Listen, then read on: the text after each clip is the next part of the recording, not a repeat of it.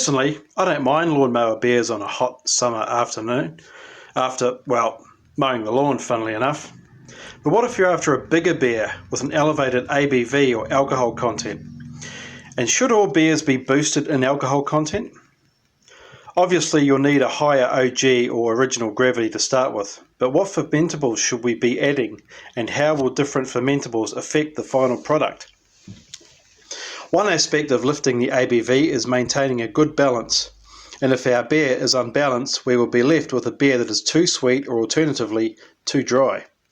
This is because as you adjust the malt or sugar levels in your beer, you could also be altering the hop utilization as well, and therefore you will need to add more hops if you want the same bitterness or flavour. This is where brewing software comes into its own. To add more malt may seem like an obvious option to add to your original gravity. After all, if you're doing all grain or partial mash brewing, you've already done this, so why not just add more? For those of us doing partial extract or kit and kilo, adding LME or liquid malt extract or DME, dry malt extract, is a natural option. Furthermore, adding a second can of hopped extract, something commonly referred to as a 2-can beer, is a further consideration. But what if I don't have these ingredients at hand? Another option is to add sugar. There is a plethora of sugars to choose from, but it pays to do your homework as some sugars can impart unwanted flavours. You could also try adding a yeast that is high attenuating, which in turn will leave your beer with a lower final gravity. And if you're brewing all grain, you can tweak your mash temperature to create a more fermentable wort. Remember, you should always be chasing flavour, not ABV, and depending on what you add to your beer, it will affect flavour. A good example of this is adding sucrose to your beer. Sure, it will bump up the ABV, but on the downside it may also lessen the mouthfeel and body in a negative way. A good idea is to add the type of sugar to the type of beer you plan on creating.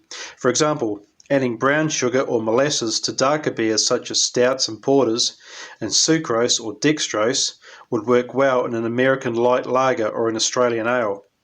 To summarise, it's important to know exactly what kind of beer you are brewing and how you expect it to taste, as well as keeping the beer balanced while increasing ABV. Hey guys, welcome back. A little bit there about boosting your ABV without compromising flavour.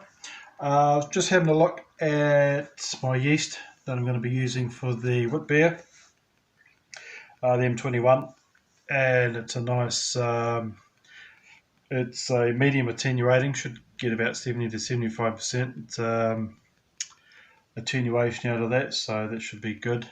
I've been reading up quite a bit about wit beers, and it's quite characteristic to have a bit of the old coriander and orange in them. Apparently they hark back to a more simpler time before hops were even put into beer. So yeah, it might be I'm going to look at putting those flavours in, so check it out.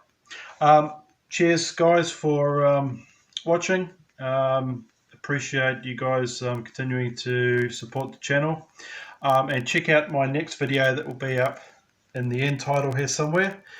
That's to do with keeping a balanced beer, so a little bit more on the subject of getting your beer in balance.